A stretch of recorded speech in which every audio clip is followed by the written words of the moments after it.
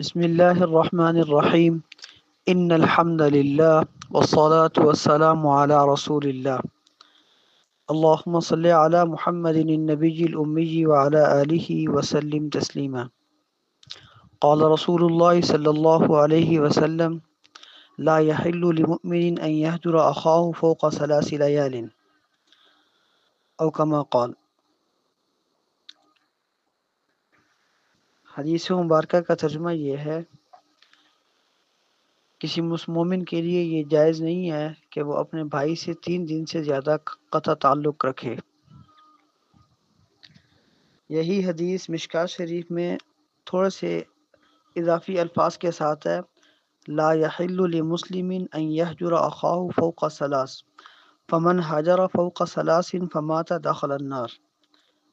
تو مسلمان کے لیے یہ بات جائز ہی نہیں ہے کہ وہ اپنے بھائی سے 3 دن سے زیادہ قطع تعلق کرے، اور اگر کسی نے ایسا کیا اور پھر اسی حال میں مر گیا تو وہ جہنم میں جائے گا۔ اللہم احفظنا آمین۔ اس حدیث شریف پر غور کرنے سے معلوم ہوتا ہے کہ شریعت مطہرہ نے انسان کی طبیعت اور مزاج کا بہت خیال رکھا ہے، اور 3 دن کی قید لگا دی۔ 3 دن کی قید اس وجہ سے لگائی کہ عموماً 3 دن میں انسان کا غصہ ٹھنڈا یا کم از کم ضرور ہو جاتا ہے، اور اگر شریعت 3 دن سے پہلے ہی کہتے ہیں ملنے کا حکم دے دیتی تو یہ انسان کی طبیعت پہ بڑا شاک گزرتا تھا۔ لیکن کسی دینی مصلحت کی وجہ سے 3 دن سے زیادہ بھی ناراضگی رکھی جا سکتی ہے۔ اہل بدعت یا غلط عقیدہ والے یا کسی دنیاوی نقصان کی وجہ سے اگر کوئی بات چیت یا ملنا چھوڑ دے تو اس میں 3 دن کی قید نہیں ہے۔ البتہ اس میں ایک چیز اور ہے کہ اس کنارہ کشی میں اچھے انداز کو اختیار رکھے، اخلاقیات کا دامن ہاتھ سے نہ جانے دے۔ کہیں بھی جا کر بیٹھے، ہر جگہ پہ عیب جوئی کرنا، ہر جگہ پہ جا کے اس کی بدخوئی کرنا، یہ بری بات ہے۔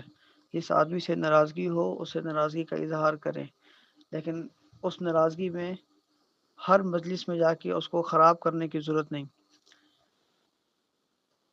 اور یہی مسلمان کی شان ہے کہ اس کو صرف جس بات پر ناراض ہے صرف اسی بات پر ناراض ہے، ہر بات پر جو ہے کہتے ہیں اس کے عیب نکالنے کی یا ہر قسم کی اس کی جو ہے جہاں بھی اس کو موقع ملے اس کو ذلیل کرنے کی کوشش کرے، یہ مسلمان کے شایان شان نہیں ہے۔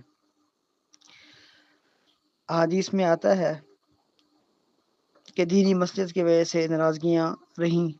غزوہ تبوک میں آتا ہے کہ 3 صحابہ کرام رضوان اللہ عنہم اجمعین شرکت کرنے سے رہ گئے تھے، تو 50 دن تک ان سے قطع تعلق رہا۔ پھر جب ان کی توبہ قبول ہوگی تو صحابہ رضوان اللہ عنہم اجمعین نے ان سے ایک ہفتے بات چیت شروع کر دی، پچھلی بات کا کوئی تذکرہ نہیں تھا۔ اسی طرح حضرت عائشہ رضی اللہ تعالیٰ عنہ اپنے بھانجے سے کسی بات پہ ناراض ہو گئی تھی، عبداللہ بن زبیر رضی اللہ تعالیٰ عنہ سے، اور اسی طریقے سے عبداللہ بن عمر رضی اللہ عنہ کے متعلق آتا ہے کہ ان کے بھی جو ہے بیٹے کے ساتھ کوئی ناراضگی تھی تو انہوں نے ان سے کوئی قطع تعلق کر لیا۔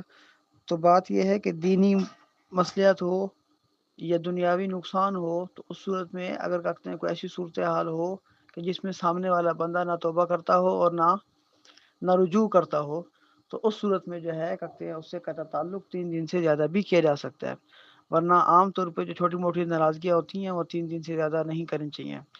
اس کو آسان لفظوں میں یوں سمجھیں، زندگی میں آپ روزانہ کی بنیاد پہ 20 لوگوں سے ملتے ہیں، تو آپ ہر کسی کے ساتھ آپ دل لگی کی باتیں کرتے ہیں نہیں کرتے؟ تو جس آدمی سے آپ کی دل لگی کی باتیں تھیں اس سے آپ کو تکلیف پہنچی ہے، چاہے وہ دینی ہو چاہے وہ دنیاوی ہو، تو اس صورت میں جو دل میں خضورت پیدا ہوتی ہے وہ ختم نہیں ہوتی۔ لیکن اگر وہ بندہ سامنے آ جاتا ہے تو سلام دعا سے آپ کو نہیں جانا چاہیے۔ یہ شریعت نے اس سے منع کیا ہے کہ آپ کی جو دل کی خضورت ہے وہ تو جلدی ختم نہیں ہوتی، لیکن یہ جو عام طور پر ہماری ناراضگیاں ہوتی ہیں کہ ہم شکلیں دیکھنا چھوڑ دیتے ہیں، باتیں کرنا چھوڑ دیتے ہیں، اور پھر جیسے ہی وہ بندہ فوت ہوتا ہے پھر اس کے جنازے پہ جا کے پہنچ جاتے ہیں۔ تو یہ اس چیز سے بچنا چاہیے کہ بلکہ ایک جملہ ہے کہ جن کے جنازوں سے اعراض ممکن نہ ہو ان سے صلح کی گنجائش رکھنی چاہیے۔ تو حدیث کا مفہوم بھی یہی ہے کہ 3 دن سے زیادہ قطع تعلق نہ ہو۔